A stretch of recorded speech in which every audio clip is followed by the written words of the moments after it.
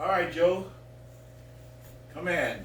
Hey, Victor, good morning. Good How are morning, you? Joe. How are you? Good to Very see good, you. thank you. Always a pleasure to Yes. be here with Joe. And Okay. ladies and gentlemen, all these videos that we are doing, these are lessons to teach, to help develop you and your family and to prepare. Because, we go through school. Think about it. Why did we go to, 12 years of school? Why did we go to college? To gain information. What is the purpose of that information? There's an objective that we want to obtain or complete, but we need the information. But we look at every other information, but we never really inspect and look at life objective. What are the rules? How to go and live in this world? How do we conduct ourselves in this world? But we never really truly investigate that and really look into it. And then our lives turn upside down and we're wondering where we went wrong. Well, where we went wrong is that we looked at everything else except how to live here, how to have the life that God wants us to have. We decide to ignore that part and just focus on things that we've been told that is successful, which is career, your desire, your dream. This is what the world runs on. This is the world or the country where you can make your dreams come true. But how can the dream come true when you don't know how to exist in this world? And then we have Joe here again, full of knowledge, full of wisdom. Oh, yes. And something that we were discussing yesterday in regards to, we're going to cover a little bit today about lost and found. What do we do with these things when we find something? Exactly, yeah, I want to bring that up. I know we talked about it in another video. It's something that happened to me, and I'm going to confess. And it's embarrassing, and I was ashamed, but I learned from this lesson. Again, maybe around, I think, 9, 10 years old, I went to a basketball game. My dad brought me and dropped me off at the school. And you know when you are, you're running around, you're doing things. But for some reason, we had this, the old-fashioned phone booth that was in the school hall. It was in the hallway. So I went in there. I don't even know if I was going to make a phone call, but I went in there, found a wallet. This wallet was this thick. Got excited, opened it up, and I think I remember seeing a woman's name. I remember our girl's name. But what did I do? You're 9 years old, looking for the money. Found a 20. Found another 20. Found a 10. 50. This is $50. Back in, I think it had to be like 1959. How much money is that now? $250? Or even $50 today is a lot of money for a kid 9 years old. Took that money, grabbed the wallet, and threw it, I think, in the trash. And from this point on, I always felt guilty that, what's this person think? She lost not so much the money, but the driver's license. And I don't know if they had credit cards back then, but I'll never forget that. And it's like, and I ask, again, you forgive yourself for the sin that you've done. You ask God for forgiveness, and you learn the lesson. Now, if you don't learn the lesson, and you keep repeating, well, God's not going to forgive you. You have to learn every lesson, like you were saying before, Victor, about we have to know the rules. We have to know God's commandments, and we have to respect every individual. And that's a beautiful example for all of us. I'm sure at one time we all have done something like that, and thinking that because we found somebody's wallet, it's a blessing. But is it really a blessing? What if that was your wallet? Mm-hmm. Would you think it's a blessing for that person to find your money? It can't be a blessing. Why? Because you hold your entire life is inside your pocketbook, inside your wallet. Mm-hmm. Do you know what the stress is to trying to find another license? Yeah, like I say, if somebody finds my wallet, you can keep the money. It's not about the money. It's like Victor just said, you have to go down and do your license, your credit cards. You have to call everybody. It's, just aggravating. But the lesson is that it wasn't yours. It wasn't mine. You have to return it. And I don't remember, like it was a basketball game. I don't remember what school it was. But if I can somehow find that person, boy, that would be the top for me. The really sad. I'm sorry. Taking somebody's wallet and you throw it away, but then you're a kid, you're a kid, what do you know? You have to learn. Everything that we do in life, like you were saying before, we have to know the rules. Perfect, exactly. And we're hypocrites, please, go ahead. We're hypocrites all the time because, it's okay for me to do this, this is mine, I lost and found. again, I don't know if parents say that saying to their children now, or how we pick that up, finders, keepers, losers, weepers. And again, like we mentioned before, you think, well, you found something, it's yours. But that's not the way it goes. You got to return it. And that is beautiful. We've been taught that founder keepers. Again, we go back that. If that was your wallet or pocketbook, would you want someone to say that? Oh, I found it, it's mine. Mm-hmm. And that's a terrible way. And the reason why we have that understanding, that notion, or that ideology, that founder keeper, is because we were not taught what the rules are. Exactly. Exactly. So if we had known the rules, this would have never happened. Mm-hmm. But we were not taught that. And I think some, even adults at this time feel when you find something, well, they lost it. That's their loss. Yes. But it's not. I mean, again, reverse it, and then you're a hypocrite and go, well, that's mine. I lost that. You have to give it to me. So, I mean, it just goes on and on, but we have to learn that lesson. And what if you were, let's say, for example, you were in a courtroom, right? And you were trying to argue that it's yours because somebody found your pocketbook, Mm-hmm. right? Or your wallet. How do you justify that just to human beings? How do you stand in a courtroom and say, well, I found it's mine? And let alone when you go up to heaven, Shemaim, which means heaven in Shemaim. Hebrew, and when you stand before God, how are you going to justify and say, well, I found it, it's mine? Yeah, exactly. And then God's going to say, well, what if that was your wallet? Uh-huh. Would it be okay for him or her to say, it's mine, I found it? So you see, like Joe said, we're being a hypocrite. Because why do we do it? Well, one is the teaching. Mm-hmm. And two, there's a benefit. Because we're getting something from this person. Exactly. Whether it was the money, like you said, the money, and then that money is evidence that I can fulfill the desire I have right now. There's a desire right now. I have $100, $200. Whether that desire is paying a light bill or a phone bill or just to go out, whatever your desire may be at that moment when you get the money, immediately you can gratify that desire with that money. Right. So therefore, it's another additional wrong benefit for wanting to keep the money, to keep the wallet, right? Exactly. But let's look on the other end. Now we're looking at what we got out of it, Yes. which is a sin. Uh-huh. So we just committed a sin. Right. Now, how would it feel if that was your wallet, Joe? How would you feel? No, I would feel like you said, that person stole that. That's mine. That should have been returned. And then knowing all the headaches you're going to have to go through now, like you mentioned earlier, canceling the credit cards, going to the driver license, standing in line for hours to get a renewal, paying for that, and your social security card, which takes a couple of weeks to get back in the mail, and who knows what they can do, fraud committing with that information. Exactly. And now you have months and months of not sleeping. Look at the harm you're causing, months and months. Exactly. Let me bring, I was going to say this for another session, but I got to bring this up. And it's kind of like, I'm going to boast, I guess in a way that's a sin to boast, so I shouldn't, but I have to tell this story. I mentioned this one to you before. I was on the construction job, and it was break time, and we were going down to get the coffee from, which we call the Roach Coach, and as I'm walking, I see some money on the ground. I grabbed it up, picked it put it in my pocket right away. Didn't want anybody to see. Went and got my coffee, went back into my workstation, and I pulled out the money. I counted. It was $66. So naturally, I went up because I learned my lesson. Hopefully, so I went up to the superintendent and I said, I found some money, and if anybody comes here and said that they lost it, send them to me at my workstation. And the superintendent asked, he said, well, how much money did you find? I didn't tell him, or anybody. I was the only one who knew. So I'm up in my workstation, I'm working, and a fellow comes up to me, he said, I heard you found some money. I said, yeah, I did. I said, how much did you lose? And if somebody was lying, they go, oh, I lost $20. I lost $100. But he said, it was $66.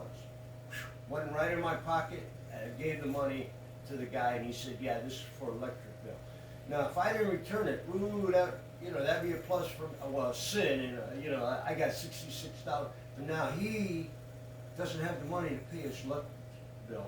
And he was probably in a little dire straits, so is he gonna be out of electricity for, a month, or how does he have to do a second job or whatever to repay that? And, just wanna bring up that.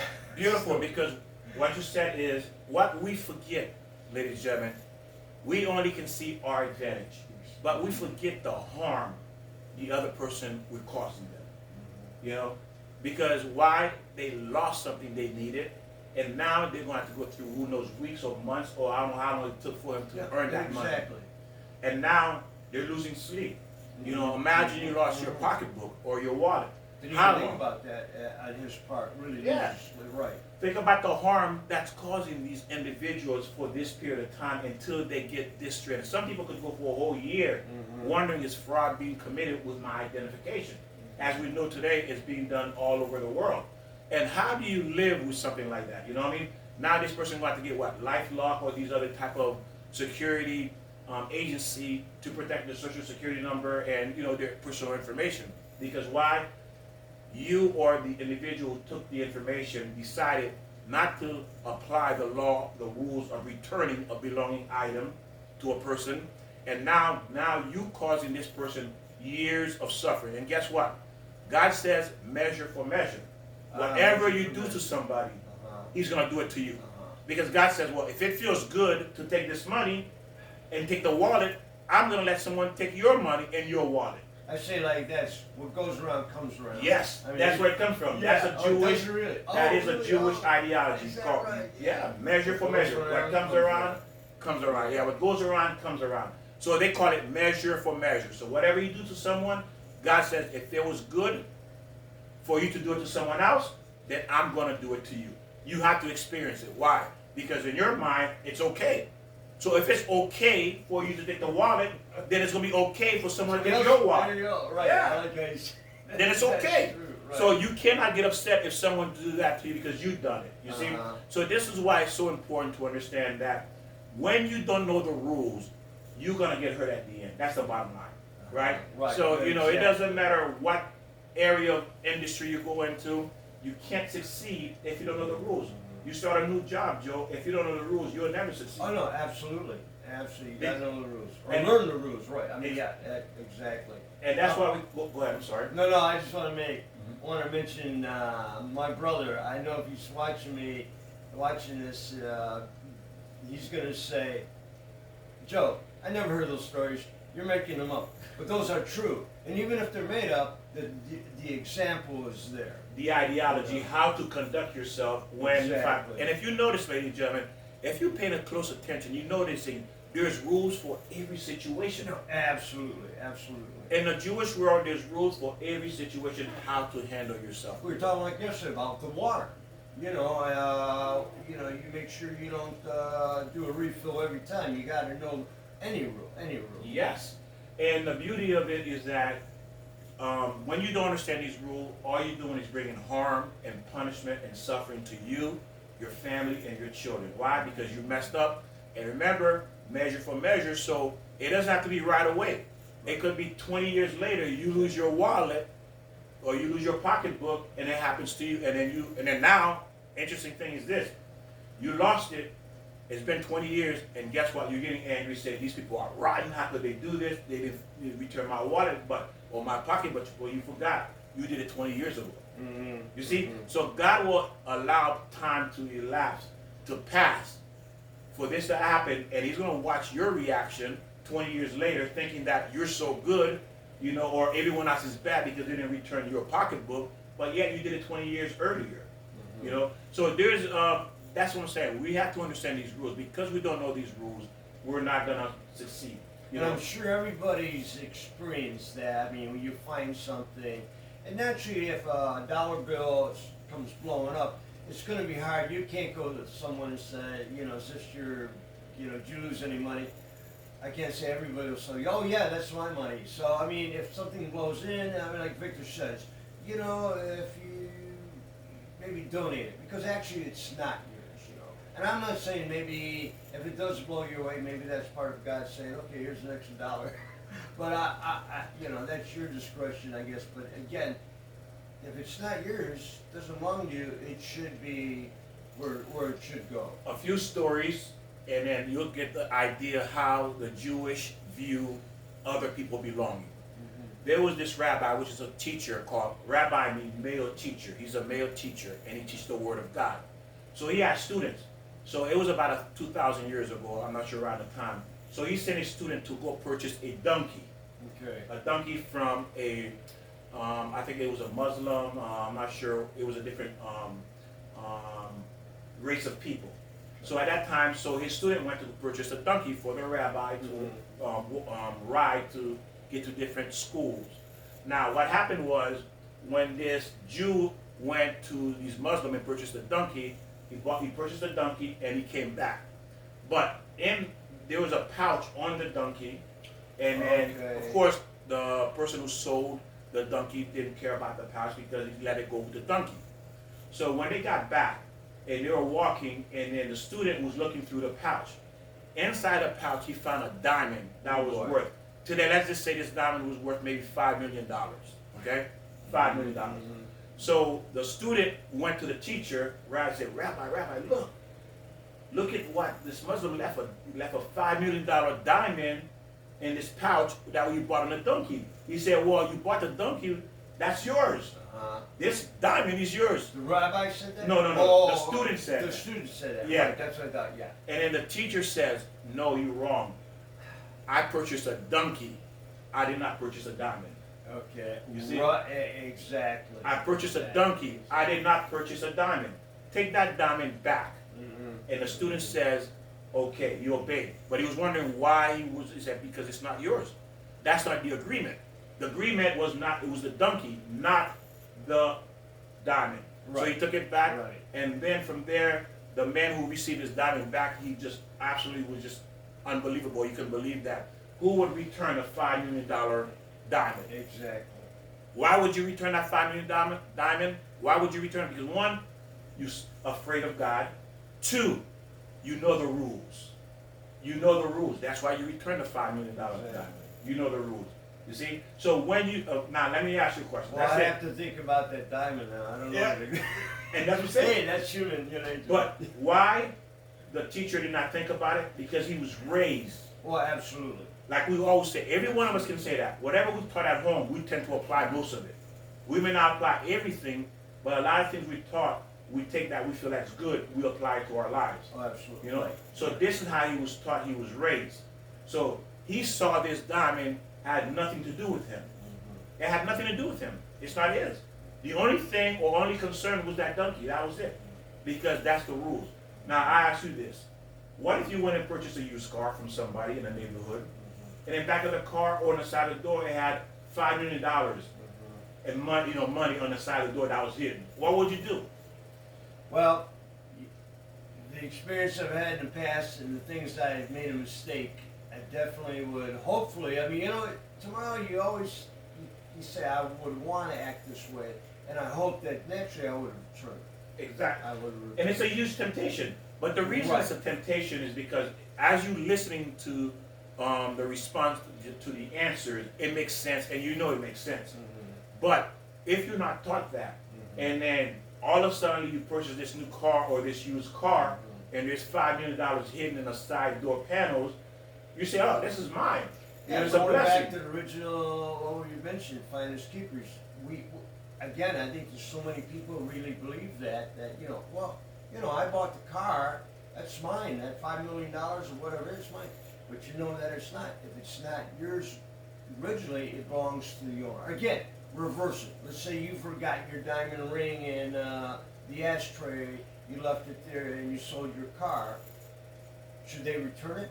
Or go, well, no, they bought the car, it's theirs. No, you wouldn't say that. You go, I lost it or I forgot about it, and the right thing to do is return it to the owner. Exactly, and because when you've been trained to understand the principle of returning a lost item that does not belong to you, it makes sense, returning a lost item.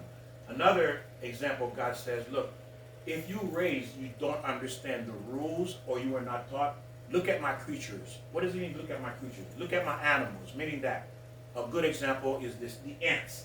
Let's look at the ants. Every animal in creation can teach us what God called character, how to be the righteous way. Now, let's look at an ant. If you ever looked at ants and you see a crumb, they walk in a straight line. And once an ant picks up whatever crumb or whatever part of pieces of food, and they've carried it, and if they drop it, let's say you came into the room and they scatter, they leave, they drop it, they're gonna form that same line. Every single, if there's 100 ants, 1,000 ants will pass. Let's say I had that. It was me that had that crumb of bread, and I dropped it. Every ant that walks by, they're gonna smell it, and they know it's not theirs. They're not gonna touch it. Oh, really? Okay. They will not touch it. Amazing. Yeah, they will not touch it. Uh-huh. They will walk around it and keep going. I've seen that. You seen that? They walk. Yeah. Pick it up. It's food, right? Yeah, it's not theirs. It's not theirs. It's not theirs. So they don't touch it because they know it belongs to another ant. Is that right? Yeah. You see that how beautiful it is? Even the ants can teach us lessons how to be morally correct. So the ant does not touch that. And it will stay there until the owner comes back and pick it up. All the ants will pass by, it will not touch it. They sniff it, say, oh, that's not mine, and they keep walking. You see? So God does place His rules, not in us only, but also in the creatures as When well. we pick up, oh, I forgot the word now. I was just going to say, well, not arrogance. We pick up things. Oh man. Okay, I lost my train of thought. Sorry, Victor. No, you're fine. Continue. Please, yeah. So so what does that tell us? So that crumb represent a wallet, represent a cell phone somebody might have forgot, or pocketbook they might have forgot, or money on the counter, Exactly. or any item they might have left on the counter and walked away. Was it greed? Well, we learned certain things like greed, and we think that well, that's ours. Well, going back to you, and you found something, right? And the ants, that's amazing about the ants. Like I've seen that again. I repeat myself. Seen them walking around, and why aren't they picking it up? Because it's not theirs. Exactly. Now imagine all of us was like the ant when it comes to somebody else's possession. We leave it alone. So how do we act if we found something? And I can give you an example of one of my incidents. I was at Starbucks a while back, a couple of years ago, and a lady had forgotten and left a $100 bill on the table and walked away. And she was right in front of me. Really? Yeah, and then I didn't notice this until later. I I looked up and then I was reading, and then I saw the money, but I know it was her there. I went and took the money and give it to the Owner or the clerk? attendant, the clerk. Okay. Yeah, and I told him, look, there was someone sitting there and they left $100.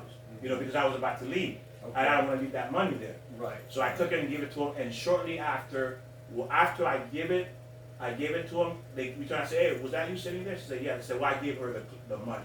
Really? Because Okay. why? It's not yours. Mhm. It's not yours, okay? Mhm. It's not a blessing if someone takes something that belongs to you. That's not a blessing. Oh, absolutely not. One, you being tested to see God say, are you a thief? Yeah. Okay. Mhm. God said, are you a thief or not? Mhm. You're being tested. When someone leave an item, you actually being tested at this moment. Should I take it or not? Well, right there, you're going to be judged as a thief or a righteous person. I think it was on a couple years back, quite a few years back. I'm sure there's a lot of situations like this where I think in New York, somebody set up where they put a wallet or some money on a bench, and I think it was a wallet, and I think out of 10 people, was it 4 that brought it back and 6 kept it? Nah, I'm not sure about that, but it was testing who was going to bring back the money, who was honest about it, and who was going to keep it. And beautiful. Some people naturally, have certain character attribute to their character, but not all of us. So but this is what we're here for. We're here to acquire all these good characters, to work on ourselves to obtain every one of them. And the only way to do that is from day one, our parents is training us, teaching us how to handle every situation. And that's why God has His Bible, His Torah, to teach us how to be, how to conduct ourselves. Because we're not going to know naturally. Some things we're going to know naturally, and others we're not going to know. Okay, I think this happened recently. Whenever it was, you know how rude we all are about cell phones. We talk loud, we get up and move and around, and that disgusts me. Well, we're in the coffee shop. My phone rings, and it was like I knew who it was, so I grabbed it, and I started moving out the door. And people were walking in. There was an older lady, well, younger than me, and I think her daughter. And it was almost like I blew open the door, I pushed right through them. I was totally like a hypocrite, like I hate people doing that, and I stopped myself immediately. and the door went closed, and I opened it up, and I mean, I almost cried. I had to apologize to them, and they said, no, that's okay. I go, no, it isn't okay. I hate when people are rude. I was rude. And we gotta It's very difficult. acknowledge that, how we are in front of other people. You're not the only one there. Just think everybody else. Beautiful. You're not the only one in the Oh, world. man. You're not in the world by yourself. You Please know what I mean? stand up. You're not in the world by yourself. You know what I mean? And that's the thing. We're not in the world by ourselves. And we're not, all what we think we are. We're like everybody else. We're born, we suffer, we live, and we die. Right? And we're not taking nothing with us. Everything we stole, we're going to pay for it. And everything we obtain, and we think we come to this world, we grab. We're going to leave it all behind. Right? Exactly. Every car pretty much you've been in, somebody probably had it before you. The house you've been in, somebody had it before you. The job you were in, somebody had it before you. You see? And it's going to be there after you leave. You know what I mean? After you leave this world. So, to understand that concept that there's no need to make a fool of yourself or to live in this life and then you become a thief throughout this entire life thinking that you're stealing something you're not going to keep anyway. That's right. That's You right. can't take it to the You grave can't with take you. it, yeah. It's, Well, you sure about that? yeah, pretty much. Hey, I'm you, doing it anyhow. you could try, and what's gonna happen, Joe? Once they bury you, 5 minutes later or tonight, somebody's gonna dig up the grave and yes. take it. You see? Somebody's gonna dig up like the pharaohs, right? Right. They built this huge pyramid. What happened to right, them? Right. They thought they could take like the pharaohs, the king of Egypt. They thought they could take all the treasure with them. What happened? They all were robbed. Well, I got to rethink my strategy. Yeah, they were robbed, right? So in other words, they made a fool of themselves even after death. They made a fool of themselves, right? Because why? Not only they robbed their treasure, they also robbed their skeleton. They're put them in an exhibit. Exactly. How embarrassing is that? You can't lay in peace because why? Because people steal it. Well, didn't the Egyptians put things in their coffin or their tomb, whatever, and they were thinking that was for the afterlife? Yes. Which was, I mean, yeah. That's exactly what they did. They thought they'd be rich in the afterlife as well. You see? Why? They did something so stupid. They didn't read the book. They didn't read the The book. book. They didn't learn. What's going to happen. They didn't learn that whatever you have here stays here. Whatever you accomplish here stays here. The only thing you're going to take with you is your good deeds. Now let me interrupt here, or just put this in. I know, like we're looking around here, I got a lot of things here, and it's like too many possessions, and I don't think I don't idolize, but most things here are two things. It's all garage sale stuff, but it's things from my past. Everything, almost 95% of stuff here is like, well, I got a yearbook, 1963 when I graduated. A friend of mine wrote a book. Here's Victor's book. Ooh, well, if I talk about this, let me just put it up there. Yeah, When yeah. Love Hurts. Oh, why love hurts so much? Saint Victor Payan. Okay, I'm sorry, Victor. No, you're fine. You're fine. Yeah. My cell phone got it. But no, the point is, and things, a few things I made this trunk. I'm boasting again. I made this table out of a tree, and then a trunk and a few things. But I know there's a lot of possessions here, or material things, and I know I have a feeling that I could separate it, from it. It's like, and when you make a choice, what's more important? God, human beings, life, love, or material things. I mean, it's hard to separate it from, that, but we have to do that, like you were saying. Yes, and then we have to, and if you notice, when you're a child, you play with certain toys, but you're able to depart yourself from those toys. You grew up, you matured. Right. So those things, and as you age, you progress, you get older, certain things you thought that was important, valuable, no longer become valuable in your life. As you get closer to meeting your maker, you're realizing less and less material makes less sense in your life. Absolutely. So you went from a 2-story, 6-bedroom to a 1 or 3-bedroom, or a condo because you downsized. Why? Because you look back, you say, well, maybe then I need it, but now I'm at a different level of consciousness. If you had a choice receiving $5 million or the health to the rest of your life, I mean, to me, I can always when you're healthy you can always make money and when you need it. It's not about the money. It's what money buys as far as the shelter, the warmth, the food. We all need that. And to me, yeah, even if you had $5 million, maybe you can buy a new heart or new lungs or whatever. But I don't know. If I have my, God has given me $1 million because of my, I've been pretty lucky with my health, and thank you, Lord, for that. Amen. Tomorrow, who knows? I may be, arthritis, crippled, whatever. But right now, I know God has given me health. And I want to mention this too: is that what's one of the greatest gifts God has given us? It's our body. Yes. When you abuse that with too much sugar, too much drugs, too much alcohol, I have a problem with sweets. I mean, And most people do. Gotta have the creamiest, the butteriest, the whippiest. Just bring it on, But I have to admit, I do control it. No pop during the day, no sweets during the day. But after supper, look out, man. I got Vic, if you leave anything in the refrigerator, you better hide it. I mean, I'll steal. Well, no, I can't say I'll steal it, but we know how desserts are. Oh yeah, it is very tempting, just like anything else, because it is part of the desires. Stealing really comes from a desire of wanting something somebody else has. Right. And also it falls under jealousy as well. Yeah. Stealing falls under jealousy as well. So it's not just because, and jealousy is one of the worst character trait you can have, because what you're saying is this: I'm jealous of her because she has a husband, I don't have one. Yeah, exactly. I'm jealous of him because he has a wife, I don't have one. I'm jealous because he has this new car I don't have, or this new truck, or this new house, or this better job, or this promotion. What I'm saying in essence is that God made a mistake. Yeah. He gave it to her, it belonged to me. You're right. You see, he gave him that wife that belonged to me. God gave him that house that belonged to me. God gave him that job that belongs to me. That's what you're saying. And if you live the right life and you're patient, that's the thing.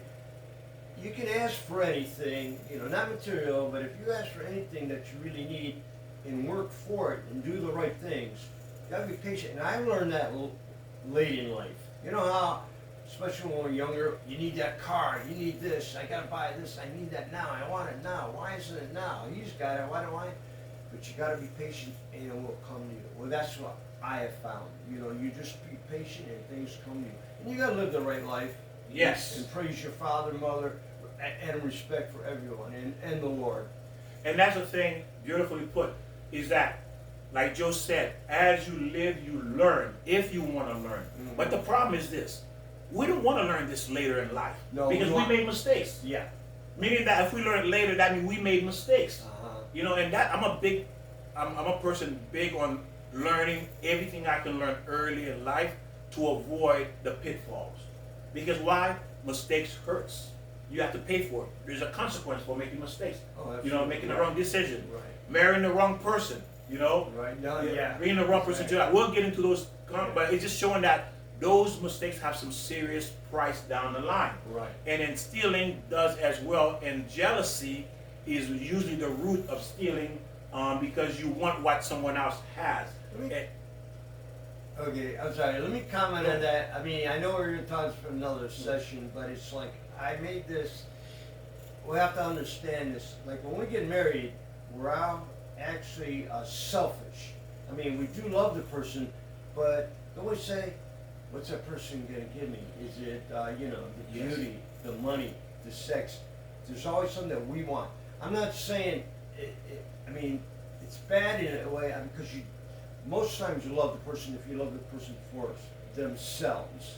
But a lot of times still, what are they going to offer me? It's just going to be a bum. Are they going to participate, raise my children right? What's that? You're not going to marry anyone who is going to be negative into your life. So, well, I don't know why I brought up. Well, that's good too, because we can still tie that into stealing, because right. Yes. Because why? Beautiful point, Joe. Stealing. Even in a relationship, you're stealing. Yeah. Why? I'm going to show you two more. Let's say I want to be with this person because they look good, right? They look good.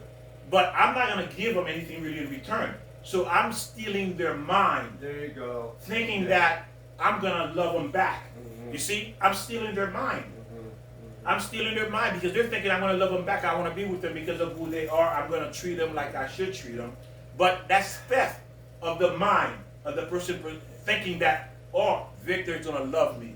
You see? So I'm stealing their idea that I am gonna love them, and that's stealing because I know I have no intention of loving them because I just want this from them. Exactly. I want their beauty. And don't let that scare you, because we do have to, and you taught me this about the soulmate. If you want to get in it now or later. We'll get that into, yeah. You know, we're looking for our soulmate, and you know, sometimes like we're talking about making the wrong decisions, and we all do that, you know, because again, maybe whatever, money, beauty, or whatever, you make the wrong decision. And one thing we have to learn, we always think if someone is that you think you can change them, you can't really do that. Yeah. Maybe it's possible in some situations, but really you can't. You can't think about, well, this person will change. Yes, it doesn't work like that. That's the wrong thing. But as we're mentioning about, there's stealing comes in so many different layers. You're not even realizing you're stealing. Yeah, no, exactly. If you don't like someone, they like you, and you go on a date just to appease them, to make them feel comfortable, don't do it, because why? That person thinking that you're going to reciprocate. Yes. Okay. You see? Mm-hmm. So you are stealing these people's feelings. You are. You're stealing their hope. You're stealing their dream. You're stealing the idea that, hey, one day we're going to be together. Mm-hmm. That's stealing when you have no intention of being with this person. And even if you are with that person, but you don't really feel that connection, you don't really feel like that with them, you're stealing it. Oh, thank you, Victor. I didn't look at it in that perspective at all, Yeah, so, you're stealing that person's emotion and dreams and hope. That's what you're doing. You're stealing it. So there's so many layers of stealing that we don't even comprehend or even think about or taught what stealing is. It goes very, very deep. So because if you with someone that you don't really feel like that, that is stealing, because that person has this idea we're going to be together. You see what I'm saying? Okay. So if it's not the intention, then don't do it. But if the intention is that, then do it, because now you're not stealing, Okay. So there's different levels, and I like to share one, unless you want to add on to that. Well, I was hesitant at to bring this up, but somewhat of the problem that I have when we go talking is I'll say something, and then after I say it, somebody will repeat it and not acknowledge me. In a way, I think that's stealing. Well, but we'll talk about that maybe personally before I go on with that. Because I do have a problem when I have to work on that, where I get too emotional about that. And we do, and remember, as I said, ladies and gentlemen, we all have our flaws. Yes. Okay? No one is perfect. If you're living and breathing, watching this video, you're here to work on something like we are. Okay? We just don't know what it is. I don't know what it is, but I know what mine is. You know what his are. Okay? Because we've been working on that. And again, as I said, there's so many different levels of stealing. It could be on a job. You're going to go to do this job, and then you're not giving your best. But you're stealing time. There you go. You're stealing time. You're making the employer think that you're doing when he or she back his turn or they're away from the office, you're just putting your foot on the desk. You're not doing anything when you should be doing. Now, if there's nothing to do, that's different to the employer. Right. But when there's work to do and you're not doing it, that's stealing. Yeah. So look at the reverse. Suppose somebody working for you, even if it's a lawn scape guy and he's working per hour, all of a sudden you leave and he says, yeah, I stayed here till 5 o'clock and he left at 3, But then yes, or punching in the time for someone else, when they're not there. You say, hey, punch me in, I'm on my way. You can't do that. That's stealing. And you become a co-conspirator who's stealing with this person by doing that. And we all done that to some degree, and I'm not saying that you have, or we all,